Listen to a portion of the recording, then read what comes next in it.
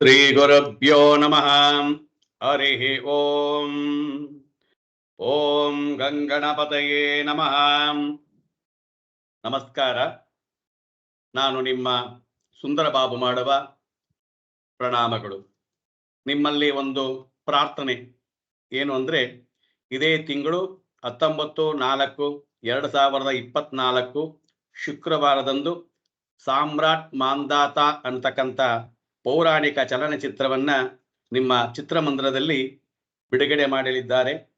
ಇದು ಭಕ್ತಿ, ಮುಕ್ತಿ, ಆಧ್ಯಾತ್ಮಿಕ, ಜ್ಞಾನ, ವೈರಾಗ್ಯ ಎಲ್ಲವನ್ನ ಹೇಳುವಂತಹ ಒಂದು ಚಲನಚಿತ್ರ ಮತ್ತು ಈಗಿನ ಕಾಲಕ್ಕೆ ಅಂದರೆ ನಮ್ಮ ಸಂಸ್ಕಾರವನ್ನ, ನಮ್ಮ ಸಂಸ್ಕೃತಿಯನ್ನ ಹೇಳುವಂತಹ ಚಲನಚಿತ್ರ. ಹಿಂದೆ ಬಂದಂಥ ಪೌರಾಣಿಕ ಚಿತ್ರಗಳಿಗೂ ಇವಾಗ ಬರುವಂತಹ ಪೌರಾಣಿಕ ಚಿತ್ರಗಳಿಗೂ ವ್ಯತ್ಯಾಸವೇನಪ್ಪ ಅಂದ್ರೆ, ಟೆಕ್ನಾಲಜಿ, ಆಗಿನ ಕಾಲದಲ್ಲಿದ್ದಂತಹ ಟೆಕ್ನಾಲಜಿ ಬೇರೆ, ಈಗಿನ ಕಾಲದಲ್ಲಿ ಇರ್ತಕ್ಕಂಥ ಟೆಕ್ನಾಲಜಿ ಬೇರೆ. ಇವತ್ತಿನ ಟೆಕ್ನಾಲಜಿಯನ್ನ ಅಳವಡಿಸಿಕೊಂಡು ಅಂದಿನ ಪೌರಾಣಿಕ ಚಿತ್ರಣವನ್ನ ಮಾಡಿದ್ದಾರೆ. ಇದು ನಿಮಗೆ ಸಂತೋಷವನ್ನು ಕೊಡುವಂತಹ ಒಂದು ಚಲನಚಿತ್ರವಾಗುತ್ತೆ. ಈ ಚಿತ್ರದಲ್ಲಿ ವಿಧಿ ಮತ್ತೆ ನಿಧಿ ಈ ಜಗತ್ತಿಗೆ ಹೇಗೆ ಮುಖ್ಯ, ಅದರಿಂದ ಹೇಗೆ ನಾವು ತೃಪ್ತರಾಗಬಹುದು ಎಂದು ತೋರಿಸುವಂತ ಈ ಚಲನಚಿತ್ರ. ಇಲ್ಲಿ ಮಹಾಲಕ್ಷ್ಮಿ ಮತ್ತು ಶನಿದೇವರ ಪ್ರಭಾವ ಹೇಗೆ ಈ ಕಲಿಯುಗದಲ್ಲಿ ತನ್ನ ಪ್ರಭಾವವನ್ನು ಬೀರಿ ಅದರಿಂದ ಮೋಹಿತರಾಗಿ ಜನಗಳು ಹೇಗೆ ಪಡಬಾರದ ಕಷ್ಟಗಳನ್ನ ಪಡ್ತಾರೆ. ಕೆಲವರು ಸುಖವನ್ನ ಪಡ್ತಾರೆ, ಕೆಲವರು ಕಷ್ಟವನ್ನ ಪಡ್ತಾರೆ. ಸುಖವಾದ ನಂತರ ಕಷ್ಟ, ಕಷ್ಟವಾದ ನಂತರ ಸುಖ. ಇದೆರಡಕ್ಕೂ ಕಾರಕರು ಮಹಾಲಕ್ಷ್ಮಿ ಮತ್ತು ಶನಿದೇವರು ಅಂತಕ್ಕಂಥದ್ದು ನಿಮಗೆಲ್ಲರೂ ತಿಳಿದಿರ್ತಕ್ಕಂಥದ್ದು. ಅದರ ಅಡಿಯಲ್ಲಿ ಈ ಒಂದು ಚಲನಚಿತ್ರ ತಯಾರಾಗಿದೆ.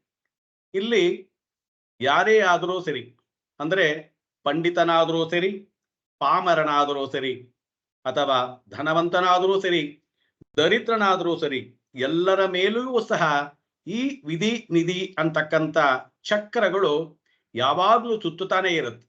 ಏರುಪೇರುಗಳು ಆಗ್ತಾನೆ ಇರುತ್ತೆ. ಕೆಲವು ಸಾತಿ ಇದರಿಂದ ಸುಖಕ್ಕೂ ಹೋಗ್ತಾರೆ, ದುಃಖಕ್ಕೂ ಹೋಗ್ತಾರೆ. ನೋವು ನಲಿವು ಎರಡನ್ನ ಕೊಡ್ತಕ್ಕಂಥದ್ದು ಈ ಧರ್ಮ ಕರ್ಮ ಅಂತಕ್ಕಂಥ ವಿಧಿ ನಿಧಿಯರಿಂದಲೇ ಅನ್ನೋ ಒಂದು ಪ್ರಭಾವ ಇದೆ. ಈ ಭಕ್ತಿ ಪ್ರಧಾನವಾದ ಚಲನಚಿತ್ರವನ್ನ ನೋಡಿದಾಗ ನಿಮಗೂ ಸಹ ಹೇಗೆ ನಾವು ಇದರಿಂದ ಹೊರಗೆ ಬರೋದು, ಹೇಗೆ ನಾವು ಇದನ್ನ ಅಳವಡಿಸ್ಕೊಳ್ತಕ್ಕಂಥದ್ದು ಅನ್ನುವ ಒಂದು ಜ್ಞಾನ ನಮ್ಮಲ್ಲಿ ಮೂಡುತ್ತೆ.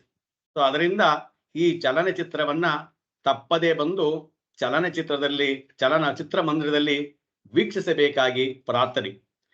ಕನ್ನಡ ಚಿತ್ರರಂಗದ ಇತಿಹಾಸದಲ್ಲಿಯೇ ಎಂದೂ ಕಾಣದಂತಹ ಶನಿದೇವರನ್ನ, ಶನಿ ಪರಮಾತ್ಮನನ್ನ, ಸೂರ್ಯಕುಮಾರನನ್ನ ಸಂಪೂರ್ಣವಾಗಿ ತೋರಿಸುವಂತಹ ಏಕೈಕ ಕನ್ನಡ ಚಲನಚಿತ್ರ ಇದು.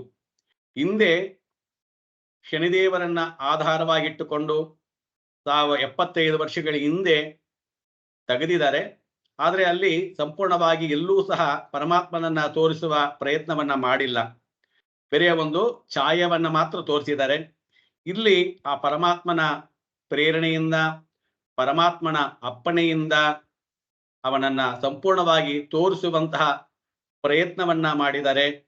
ಇದು ಕನ್ನಡ ಚಿತ್ರರಂಗದಲ್ಲಿ ಅಜರಾಮರವಾಗಿ ಉಳಿಯುವಂತಹ ಒಂದು ವಿಷಯ. ಇದು ನಮ್ಮ ಕನ್ನಡಿಗರಿಗೆ ಹೆಗ್ಗಳಿಕೆ ಅಂತ ಹೇಳಿದ್ರು ತಪ್ಪಾಗಲಾರದು.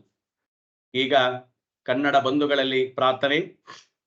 ಕನ್ನಡ ಕಲಾ ಪೋಷಕರೇ, ಕನ್ನಡ ಕಲಾಭಿಮಾನಿಗಳೇ, ದೈವ ಚಿಂತಕರೇ ಹಾಗೂ ಶನಿದೇವರ ಆರಾಧಕರೇ, ನಿಮ್ಮ ಮೇಲೆ ನಂಬಿಕೆ ಇಟ್ಟು ಕನ್ನಡಿಗರು ನಂಬಿದವರನ್ನ ಕೈ ಬಿಡೋದಿಲ್ಲ ಅನ್ನುವ ನಂಬಿಕೆಯಿಂದ ಈ ಒಂದು ಪೌರಾಣಿಕ ಚಲನಚಿತ್ರವನ್ನ ರಂಗಭೂಮಿ ಕಲಾವಿದರನ್ನ ಇಟ್ಟುಕೊಂಡು ಯಾವುದೇ ಹೆಸರಾಂತ ನಟರಿಲ್ಲದೆ ಕೇವಲ ರಂಗಭೂಮಿಯಲ್ಲೇ ಮಾಡ್ತಾ ಇದ್ದಂಥ ಪಾತ್ರಗಳನ್ನೇ ಇಲ್ಲಿ ಚಲನಚಿತ್ರದಲ್ಲಿ ಅಳವಡಿಸಿಕೊಂಡು ಅವರಿಂದಲೇ ಈ ಒಂದು ಚಲನಚಿತ್ರವನ್ನ ತಯಾರು ಮಾಡಿರ್ತಕ್ಕಂಥದ್ದು ಹೆಗ್ಗಳಿಕೆ. ನಮ್ಮ ಹೊಸ ಪ್ರತಿಭೆ ನಿರ್ದೇಶಕರು ಆದಂತಹ ಹೇಮಂತ್ ಕುಮಾರ್ ಅವರಿಗೆ ಸಲ್ಲುತ್ತೆ.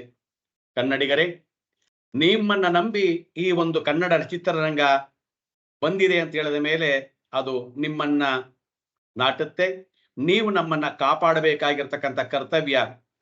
ಕನ್ನಡ ಜಲ, ಕನ್ನಡ ನೆಲ, ಕನ್ನಡ ಜನ ಉಳಿಯಬೇಕು, ಕನ್ನಡತನ ಉಳಿಯಬೇಕು ಅಂದ್ರೆ ನೀವು ಈಗಲೇ ಎದ್ದೋಳಬೇಕು. ಕೇವಲ ನವೆಂಬರ್ 1ನೇ ತಾರೀಕು ಕನ್ನಡ ಅಂದ್ರೆ ಸಾಲದು. ಇಂತಹ ಕಲಾವಿದರಗಳನ್ನ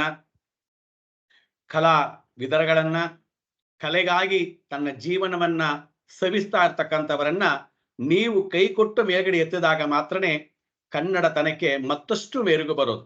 ಏಕೆ ಅಂದ್ರೆ ನಾವಾದ ಮೇಲೆ ಮತ್ತೊಬ್ಬರು, ಮತ್ತೊಬ್ಬರಾದ ಮೇಲೆ ಮತ್ತೊಬ್ಬರು ಕನ್ನಡಕ್ಕೋಸ್ಕರವಾಗಿ, ಕನ್ನಡತನಕ್ಕೋಸ್ಕರವಾಗಿ ದುಡಿಯುವಂತವರು ಬಂದೇ ಬರ್ತಾರೆ. ಈಗ ಅದರ ಹೊಣೆ ಯಾರದು? ಎಲ್ಲಾ ಸಮಸ್ತ ಕನ್ನಡಿಗರದು. ನೀವು ಯಾವಾಗ ಈ ಕನ್ನಡವನ್ನ ಸಪೋರ್ಟ್ ಅನ್ನ ಮಾಡ್ತಿರೋ ಆಗ ಕನ್ನಡ ಚಲನಚಿತ್ರ ಮತ್ತಷ್ಟು ಹೊಸವಾದಂತಹ ಪ್ರಯೋಗಗಳನ್ನ, ಆವಿಷ್ಕಾರಗಳನ್ನ ಮಾಡೋದಕ್ಕೆ ಪ್ರಯತ್ನ ಮಾಡೋದಕ್ಕೆ ಸಾಧ್ಯವಾಗುತ್ತೆ. ಕನ್ನಡ ಕಲಾಭಿಮಾನಿಗಳಲ್ಲಿ ನಾನು ಕೈ ಜೋಡಿಸಿ ಪ್ರಾರ್ಥನೆ ಮಾಡ್ಕೊಳ್ತಾ ಇದ್ದೀನಿ. ಶನಿದೇವರ ಭಕ್ತರಲ್ಲಿ ಪ್ರಾರ್ಥನೆಯನ್ನು ಮಾಡ್ಕೊಳ್ತಾ ಇದ್ದೀನಿ. ಇದು ಕೇವಲ ಒಂದು ಎಂಟರ್ಟೈನ್ಮೆಂಟ್ ಚಲನಚಿತ್ರ ಮಾತ್ರವಲ್ಲ. ಇದು ಸಂಪೂರ್ಣವಾದಂತಹ ಕಲಾವಿದರ, ರಂಗಭೂಮಿ ಕಲಾವಿದರ ಪರಿಶ್ರಮ, ನಿಮ್ಮ ಮೇಲೆ ನಂಬಿಕೆ ಇಟ್ಟು ನಿಮ್ಮ ಪಾದಾರವಿಂದಕ್ಕೆ ನಾವು ಸಲ್ಲಿಸ್ತಾ ಇರ್ತಕ್ಕಂಥ ಈ ಒಂದು ಪುಟ್ಟ ಕಾಣಿಕೆ. ಇದನ್ನ ಬೆಳೆಸೋದು, ಅಳಿಸೋದು, ಉಳಿಸೋದು ಎಲ್ಲ ನಿಮ್ಮ ಕೈಯಲ್ಲಿದೆ. ಅದರಿಂದ ಮತ್ತೊಂದು ಸಾತಿ ನಾನು ಹೃದಯಪೂರ್ವಕವಾಗಿ ಮನದಾಳದಿಂದ ಪ್ರಾರ್ಥನೆಯನ್ನ ಮಾಡ್ಕೊಳ್ತಾ ಇದ್ದೀನಿ.